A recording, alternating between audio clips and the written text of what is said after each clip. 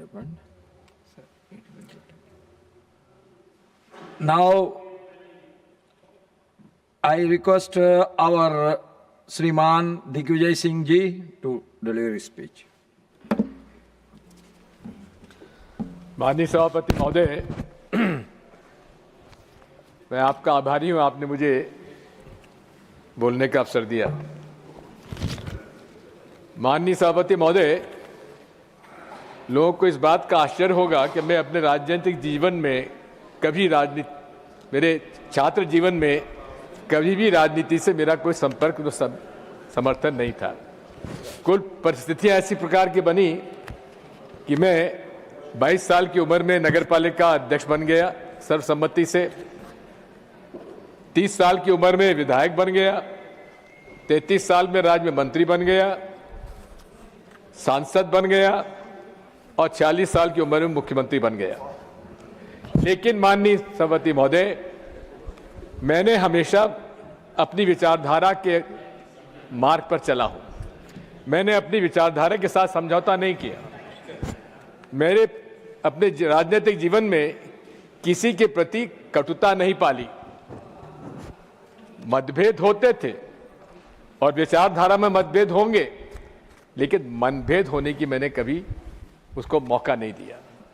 आज भी मेरा ये आपसे अनुरोध है, हो सकता है कि मेरे भाषण में कई बार कुछ कटुता आई हो, किसी को बुरा लगा हो, उसके लिए क्षमा प्रार्थी हो, लेकिन इतना मैं आपको अवश्य कह सकता हूं कि चाहे विधानसभा मध्य प्रदेश में हो, चाहे लोकसभा में हो, चाहे यहाँ हो, मेरे संबंध हमारे उन लोगों के साथ भी बहुत अच्छे रहे हैं जिनकी विचारधारा से मैं सहमत न था, न मैं हूं, न कभी रहूंगा।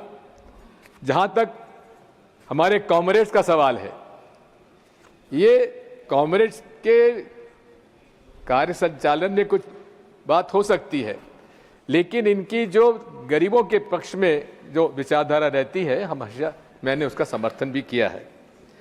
मैंने माननीय सभापति महोदय, मेरा सौभाग्य है कि मैं उस लोकसभा में भी रहा जिसमें अटल जी, राजीव जी रहे, इंदिरा जी ने मुझे कांग्रेस में प्रवेश दिया और चंद्रशेखर जी भी संसद में थे जब मैं वहां पर था, और इन लोगों से प्रभावित होकर ही मैंने अपना राजनीतिक सफर पूरा किया है।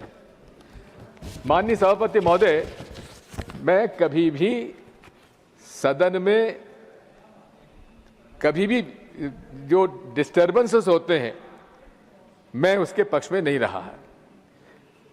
लोकतंत्र की बुनियाद है चर्चा, और सदन में ये सत्ता पक्ष की जवाबदारी होती है कि वो विपक्ष के साथ चर्चा करने के बाद और कोई रास्ता निकाले।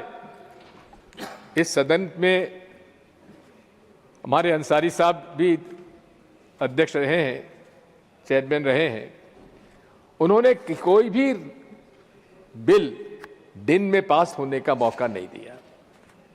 रास्ता निकलता है और निकलना चाहिए। यही बुनियाद है लोकतंत्र की, जिसमें आज हमें कमी देखने को मिलती है। मैं आपसे इतना अनुरोध करना चाहता हूं